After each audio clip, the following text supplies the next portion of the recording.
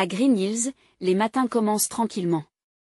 Les lettres dorées de l'agence immobilière Walker brillent sur le bâtiment en pierre qui fait face à la rue principale de la petite ville. Et la lumière du soleil printanier se reflète sur les vitres et met en valeur les cheveux blancs de George Walker. Assis à l'intérieur. Il était l'agent immobilier le plus prospère de la ville et sa présence était profondément ancrée dans le paysage social de Green Hills, à la fois en tant qu'ancien de l'église et membre important de la chambre de commerce. Ce matin là également, Elizabeth presse sa fille Amy avant de se rendre à son travail à la banque locale. Dans la cuisine de leur petit appartement de location, elle lance un appel tout en débarrassant la vaisselle du petit déjeuner. Amy, dépêche-toi. Tu vas être en retard à l'école. Je serai bientôt prête, maman, dit la voix de la fillette de 7 ans depuis la chambre. Elizabeth jeta un coup d'œil à son reflet dans le miroir. Ses cheveux bruns sont beaux et ses yeux bleus sont pleins d'intelligence. Cependant, derrière ses yeux, la fatigue et l'anxiété étaient toujours présentes. Son quotidien de mère célibataire travaillant tout en élevant un enfant n'était jamais facile. Avec un profond soupir, Liz consulta son téléphone portable. Il y avait un message de sa mère Martha. Il y a une réunion au sujet de la fête de fiançailles de Vanessa, alors ne sois pas en retard ce soir. 7 heures pile. Si tu amènes Amy, assure-toi qu'elle porte des vêtements appropriés. Liz acquiesce légèrement. Sa sœur Vanessa était toujours parfaite.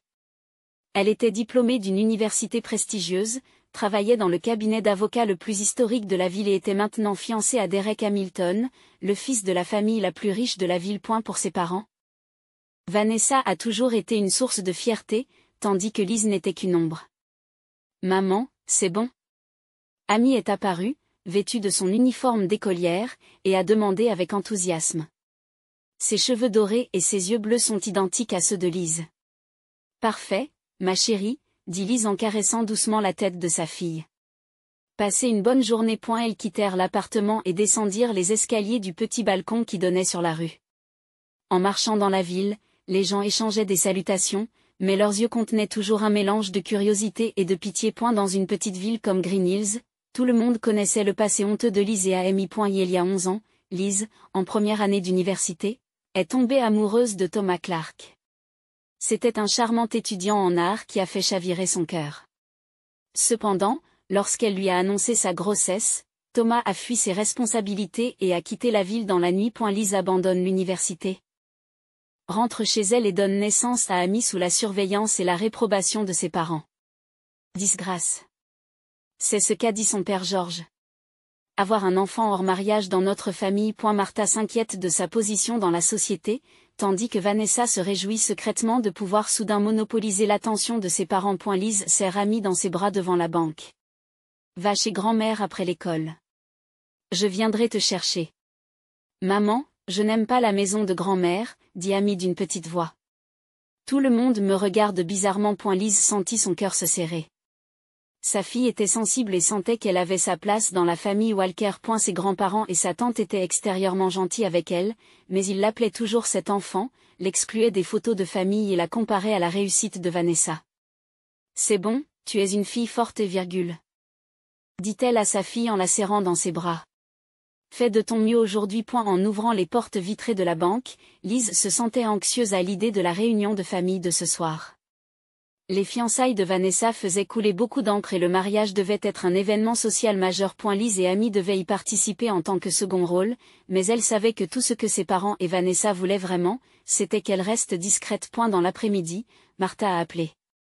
Elizabeth, les parents de Derek seront là ce soir aussi, alors fais très attention.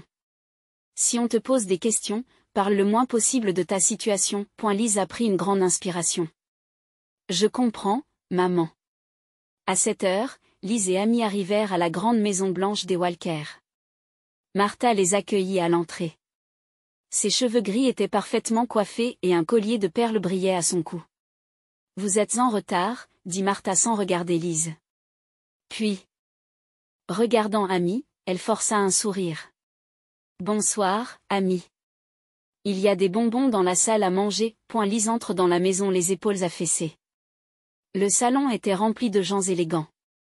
Vanessa et Derek brillaient au centre.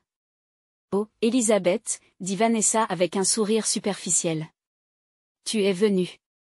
Et Amy, elle est ravissante. Lise acquiesce en silence. Dans cette maison, elle perdait toujours ses mots. Georges s'approcha. Elisabeth, comment se passe le travail? Il y avait de la froideur dans sa voix. Bien, papa. Ça se passe bien. Au fur et à mesure que la soirée avançait, Lise et Amy étaient relégués au second plan. Tout le monde semblait les éviter et les conversations ne portaient que sur l'avenir brillant de Vanessa et le lien avec la famille Hamilton. Lise serra la main d'Amy. Elle avait toujours été une étrangère dans sa famille, mais elle ne voulait pas que sa fille ressente la même chose. Rentrons tôt à la maison, chuchote Lise à Amy. 2 semaines plus tard, un samedi matin. Après avoir envoyé Amy à son cours de ballet, Lise nettoyait l'appartement seule lorsqu'elle reçut un coup de téléphone inattendu. Elisabeth, je veux que tu viennes à la maison cet après-midi, dit Georges d'une voix stricte et d'un ton qui n'admet aucune discussion. Nous avons des choses importantes à discuter. Tu n'as pas besoin d'amener Amy. Lise acquiesce docilement, même si elle se sent anxieuse. D'accord, papa. Est-ce que vers 2 heures, ça va? Après avoir raccroché, elle lutta contre le sentiment inquiétant qui se répandait dans sa poitrine. Récemment, alors que les préparatifs du mariage de Vanessa s'intensifiaient, les regards froids envers Lise et Amy s'étaient fait encore plus durs. Leur présence se faisait de plus en plus discrète, surtout lors des événements auxquels la famille Hamilton participait. À 2 heures de l'après-midi. Lise se tient à l'entrée de la grande maison des Walker. Martha ouvrit la porte. Alors qu'elle aurait normalement affiché un sourire sociable, elle se contenta aujourd'hui d'inviter Lise à entrer en silence. Va dans le bureau. Ton père t'attend. Lise descendit tranquillement le couloir et frappa à la lourde porte de chêne. Répondant au « entrée » de Georges, elle pénétra dans la pièce. Les 2 parents sont dans le bureau. Georges se tenait devant son grand bureau et Martha était assise sur un canapé près de la fenêtre. L'air de la pièce est chargé de tension. Assieds-toi, Elisabeth, dit Georges. Il y avait de la froideur dans sa voix. Lise obéit en silence et scruta les expressions de ses parents. Tous 2 avaient des visages sévères mais semblaient aussi remplis de détermination. Elisabeth, nous réfléchissons depuis longtemps, commença Georges. Pour aller droit au but. Nous ne voulons pas que toi et Amy assistiez au mariage de Vanessa. Lise n'en croit pas ses oreilles. Lise n'en croit pas ses oreilles. S'il te plaît, toi, une mère célibataire, ne gâche pas le mariage de ta sœur. Quitte cette maison. La voix de Georges se fait soudain plus forte. La famille Hamilton est la plus prestigieuse de la ville. Les parents de Derek vous trouvent déjà désagréables, Amy et toi. Si vous assistez au mariage, vous nous mettrez dans l'embarras devant toute la ville. Lise pose ses mains tremblantes sur ses genoux. Papa, je suis de la famille. Amy est ta petite fille. Martha intervient. Elisabeth, regarde la réalité en face. Tu as fait ton choix. C'est le résultat. Choix. Lise hausse le ton. Quand Thomas m'a abandonné, je n'avais pas le choix. Pourtant, j'ai regardé vers l'avant, j'ai élevé Amy et j'ai vécu de mes propres forces. Est-ce que c'est quelque chose dont il faut avoir honte? Ce n'est pas la question, virgule. Dit Georges froidement. Nous vous avons soutenu financièrement.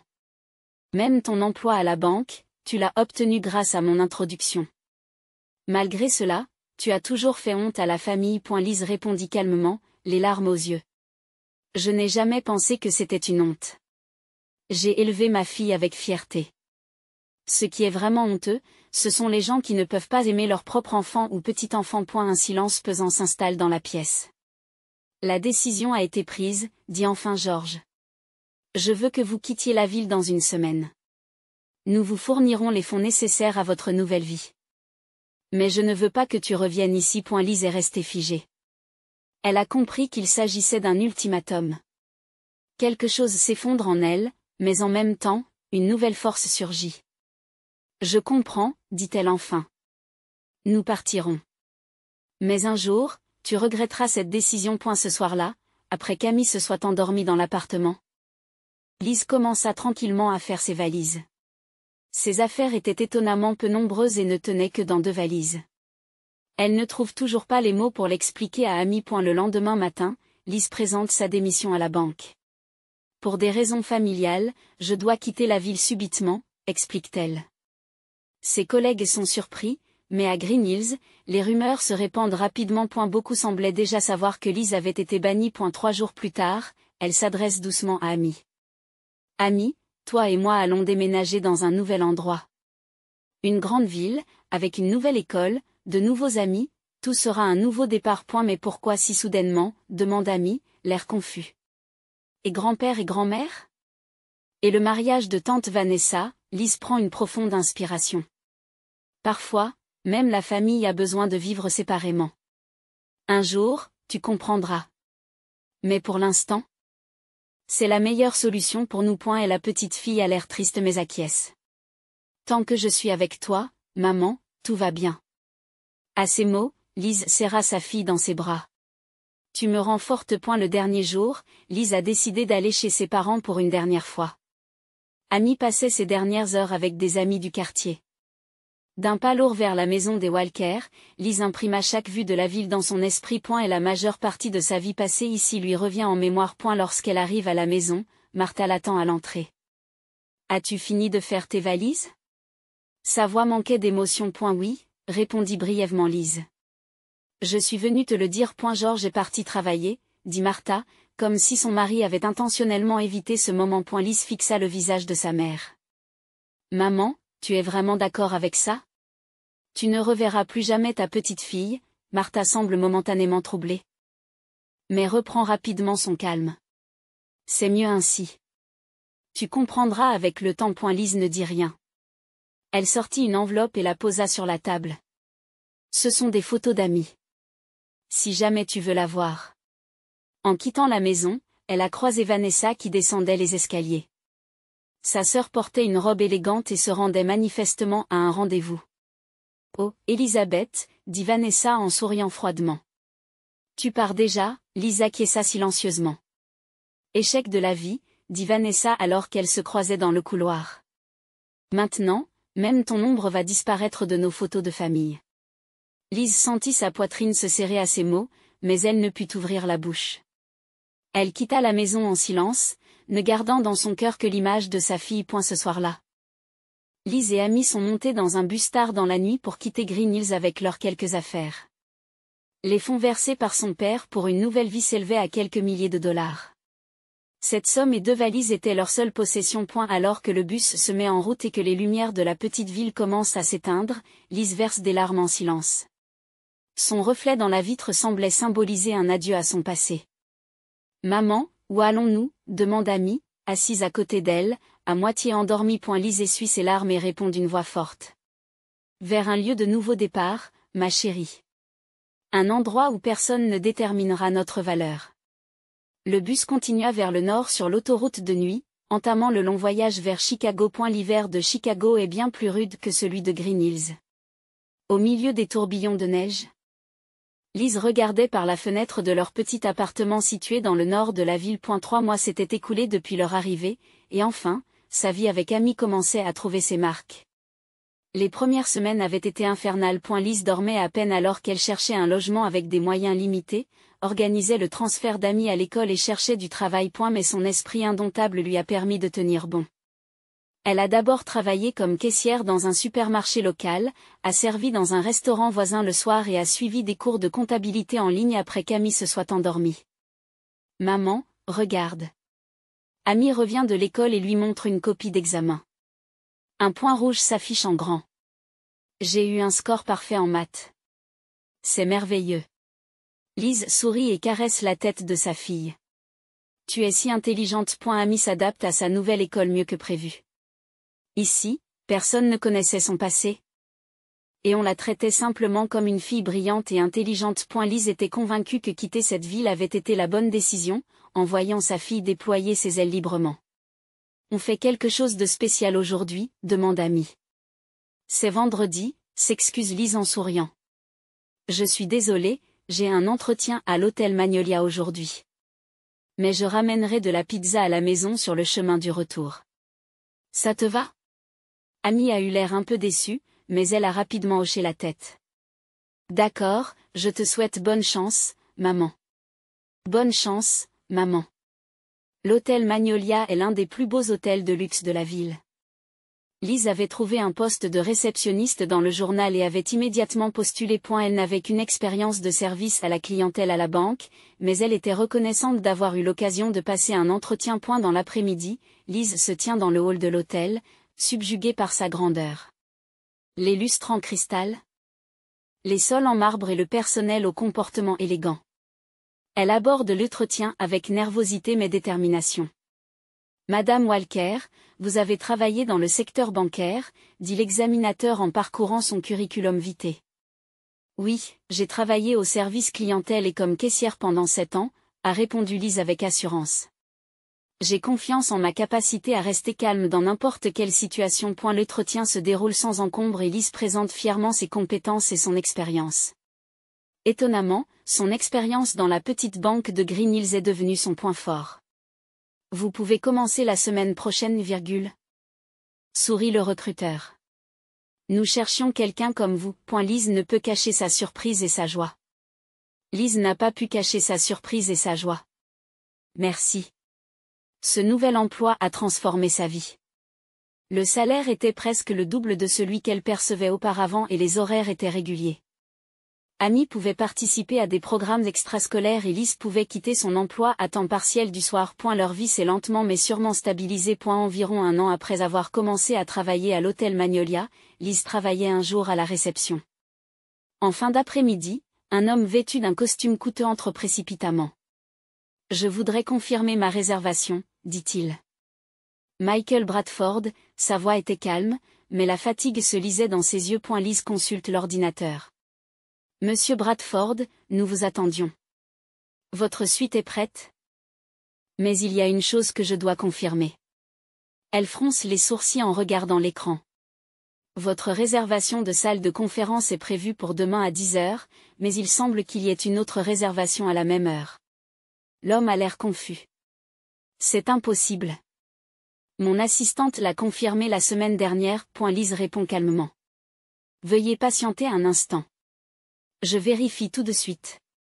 Elle a rapidement décroché la ligne interne, a parlé avec le service de gestion des événements, puis a souri à Michael. Bradford, j'ai résolu le problème. Il semble qu'il y ait eu une petite erreur dans le système. Votre chambre a été remplacée par la grande salle de bal et les préparatifs sont déjà en cours. Il n'y aura pas de frais supplémentaires. L'expression de Michael s'adoucit. C'est un excellent service. Merci. Il regarde son badge. Elisabeth, appelez-moi Lise. Elle sourit. A-t-il autre chose que je puisse faire pour vous aider? En fait, la réunion de demain est très importante pour mon entreprise, explique Michael. Il s'agit d'une présentation pour un nouveau projet de développement immobilier, avec des investisseurs venus de tout le pays. Lise écouta avec intérêt. Lise écoute avec intérêt, cela a l'air merveilleux. De quel type de projet s'agit-il? Il s'agit de fournir des logements abordables et respectueux de l'environnement, répond-il, un peu surpris. Il n'y a pas beaucoup de gens qui demandent des détails. Je m'y connais un peu en immobilier, sourit Lise. Auparavant, dans une petite ville, j'ai travaillé dans une société immobilière. Elle hésite un instant. Ma famille était dans l'immobilier. Au cours des jours suivants, Michael fait plusieurs fois un signe de tête à Lise.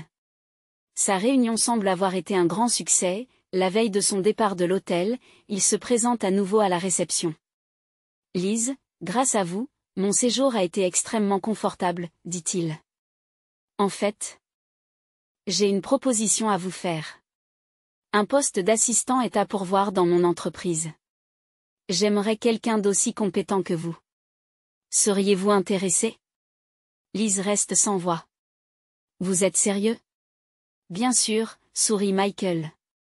Le salaire est meilleur qu'ici et les horaires sont flexibles. Et surtout, je pense que c'est un endroit où vous pourrez utiliser vos compétences. Une semaine plus tard, Lise a commencé à travailler chez Bradford Real Estate Development. Travailler avec Michael a dépassé ses attentes. Il était juste, passionné et à l'écoute de ses opinions. À bout de quelques mois, leur relation professionnelle est devenue progressivement personnelle. D'abord des déjeuners, puis des dîners après le travail.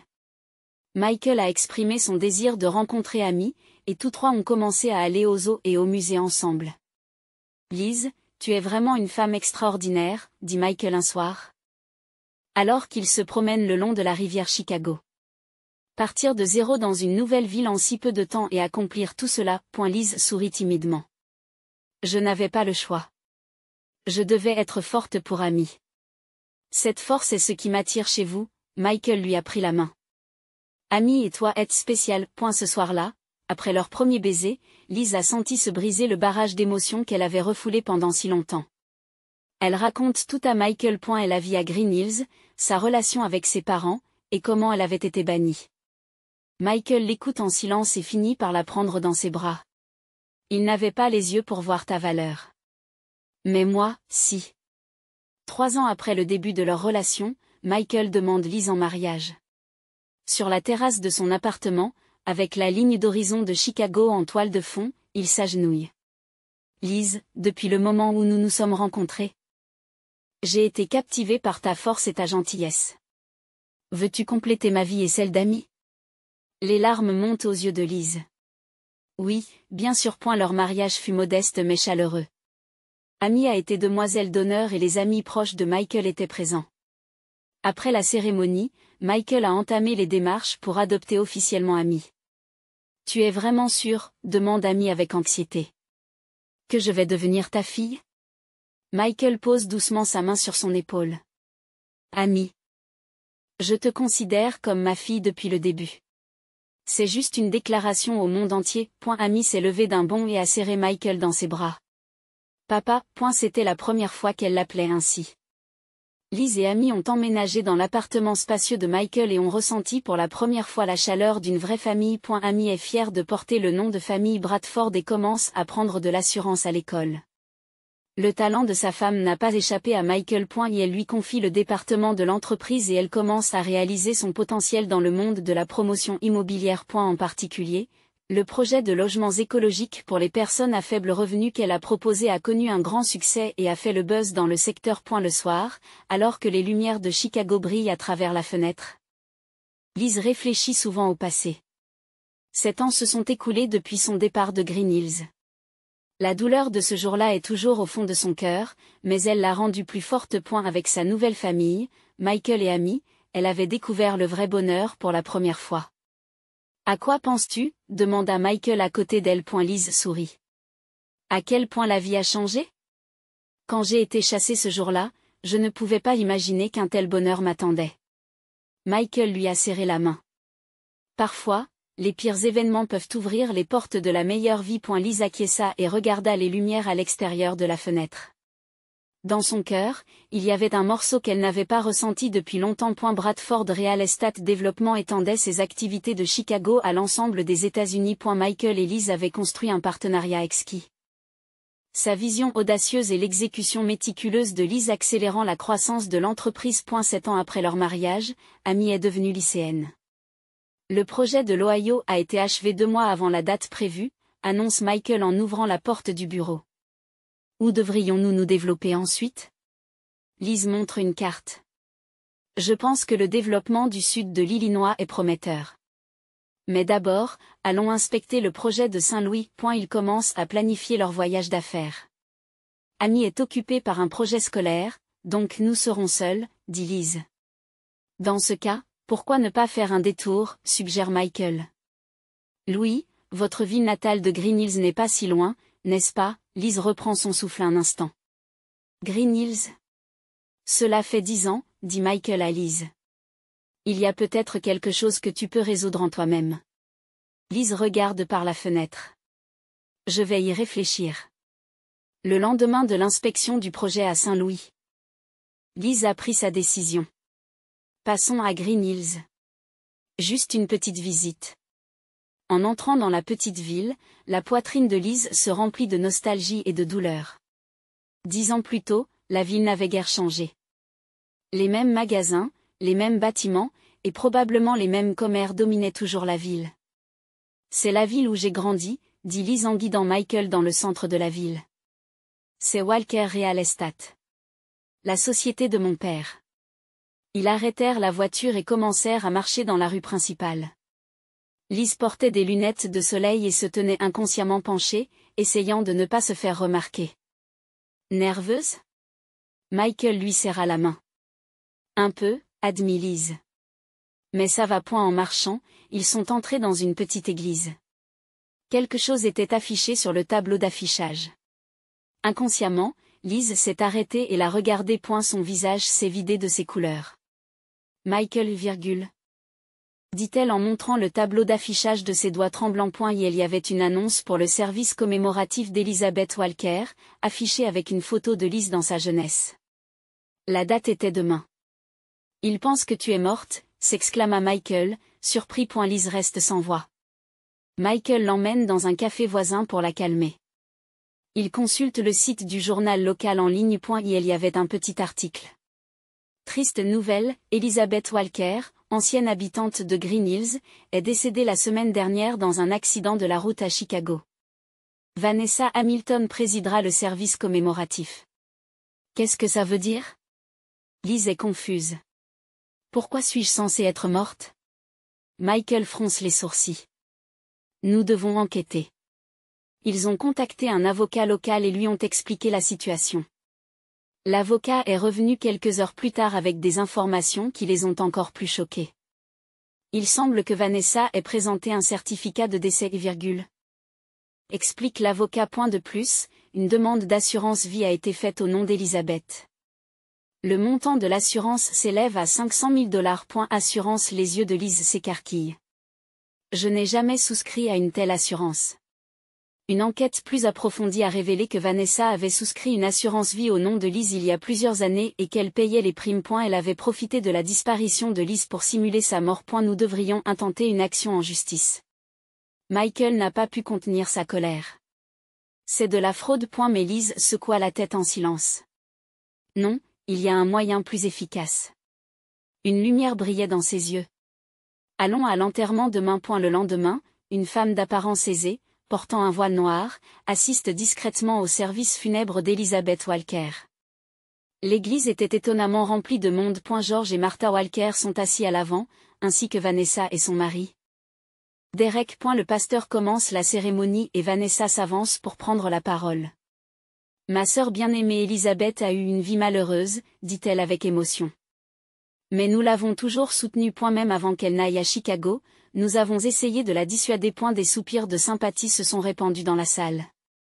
George et Martha portent des mouchoirs à leurs yeux. Aujourd'hui, elle est en paix, poursuit Vanessa. Sa vie a été une tragédie, mais elle a été sauvée par la mort. Lise se lève lentement. Du fond de la salle, elle soulève son voile. Je suis vivante. Sa voix résonne dans toute l'église. La salle est en ébullition. Les gens se retournent et fixent Lise. Vanessa se figea comme une pierre sur le podium. Les visages de George et de Martha se vident de leur sang. Lise se dirigea vers l'avant d'un pas tranquille. Je suis désolée de vous surprendre, dit-elle à l'assemblée. Mais l'occasion d'assister à ses propres funérailles ne se présente pas tous les jours. Elle se tient à côté de Vanessa. J'ai effectivement quitté cette ville il y a 10 ans. Mais ce n'était pas un choix volontaire. J'ai été bannie par ma famille. On m'a dit de ne pas te laisser, toi, mère célibataire, gâcher le mariage de ta sœur, et on m'a ordonné de quitter cette maison. Et la salle est devenue complètement silencieuse. Lise poursuit. J'ai certainement lutté. Mais je n'ai jamais eu une vie malheureuse. J'ai été bannie par ma famille et j'ai élevé ma fille seule. Et maintenant, je suis l'épouse de Michael Bradford et la co-gérante du groupe Bradford Real Estate. Au signal de Lise, Michael entra par l'entrée de l'église. Il se tint à côté de Lise d'un pas digne. Voici ma vraie famille, dit Lise. Nous sommes liés par l'amour et le respect. Je ne suis pas revenue ici pour l'argent de l'assurance vie. Je suis venue pour dire la vérité. Vanessa pâlit et Martha fond en larmes. George est resté assis, stupéfait. Lise poursuit tranquillement. Je suis bien plus vivante que ceux qui ont essayé de me déclarer morte pour l'argent de l'assurance. Et je vis une vie remplie d'amour. Elle prit la main de Michael. Maintenant, rentrons à la maison. Notre famille nous attend. Alors qu'il s'apprêtait à quitter l'église, Martha se leva et appela d'une voix tremblante. Elizabeth, attends. Mais Lise ne s'est pas retournée. Un mois passa. La petite ville de Green Hills est secouée par un scandale majeur. Le journal local relate la tentative de fraude à l'assurance de la famille Walker, dans les cercles sociaux. Plus personne ne mentionne le nom de Martha. L'agence immobilière Walker de George perd des clients et se débat dans les dettes. Ceux qui avaient été des figures centrales de la ville sont désormais évités par tout le monde. Ironiquement, ils ont attiré sur eux la honte qu'ils craignaient le plus. Vanessa fait l'objet d'une enquête de l'ordre des avocats de l'État et risque de perdre sa licence d'avocate. Son mari, Derek, incapable de supporter ses mensonges, a demandé le divorce. Et la famille Hamilton a rompu les liens avec elle et elle a complètement perdu son lustre d'antan. De retour à Chicago, Liz et Michael reprennent leur vie. Amy, occupée à préparer son entrée à l'université, est fascinée par l'aventure de ses parents. Maman, que vont devenir grand-père et grand-mère, demande un jour Amy. Liz reste silencieuse pendant un moment. Je n'en sais rien. Mais c'est le chemin qu'ils ont choisi. En fait, après avoir accompli sa vengeance. Liz a étonnamment ressenti un sentiment de vide. Elle avait peut-être gagné, mais le goût de la victoire était différent de ce qu'elle avait imaginé. Parfois, la nuit, elle pleurait secrètement. Qu'est-ce qui ne va pas? Un soir, Michael remarque ses larmes. Je suis peut-être bizarre, avoue Liz. Je devrais être en colère contre eux, mais je me sens triste. Michael la prend dans ses bras. C'est parce que tu as un bon cœur. Continuer à haïr ne fait que vous lier. À ces mots, Liz a senti quelque chose se libérer dans son cœur. Quelques semaines plus tard, Liz s'est décidée et a écrit une lettre. Papa, maman, j'ai appris à vous pardonner. Cela ne vient pas de la faiblesse, mais de la force. J'ai appris que la vraie famille n'est pas liée par le sang, mais par l'amour et le respect. J'espère qu'un jour vous comprendrez. Il n'y a pas eu de réponse. Cependant, 2 mois plus tard, un petit paquet est arrivé. Il contenait un vieil album et une courte lettre de Martha. Elisabeth. Ceci est pour toi et Amy. Un jour, parle-lui de notre famille. Bien que rempli d'erreurs, c'est toujours ses racines. Liz feuillette l'album. Il contient des photos de son enfance, des souvenirs de l'époque où George et Martha l'aimaient. Sur la dernière page se trouve une photo de la petite Amy et de la jeune Liz. Au dos, il était écrit « Notre premier petit enfant ». Le temps a passé et Liz et Michael ont décidé d'adopter. Ils ont accueilli 2 frères et sœurs, une petite fille et un petit garçon, dans leur famille. Amy est allée à l'université pour étudier l'architecture, dans l'espoir de poursuivre l'activité de ses parents. Quant à Green Hills, seules des rumeurs leur parviennent, Vanessa a quitté la ville et vit seule. Elle est la seule de la famille à ne pas accepter le pardon. 5 ans plus tard, Liz rencontre enfin George et Martha. Les retrouvailles furent paisibles. Ils avaient vieilli et étaient devenus humbles. La conversation a été difficile. Mais c'était un premier pas. Il n'est pas facile d'être une famille, dira plus tard Liz à ses enfants adoptifs. Mais une vraie famille n'est pas fondée sur les liens du sang, mais sur le choix et l'amour. Tout comme vous nous avez choisis, nous vous avons choisi. Et la boucle est bouclée pour Liz. L'unique fille espagnole se trouvait désormais au centre d'une famille aimante. Sa force ne consistait pas seulement à surmonter les difficultés, mais aussi à avoir un cœur capable de pardonner.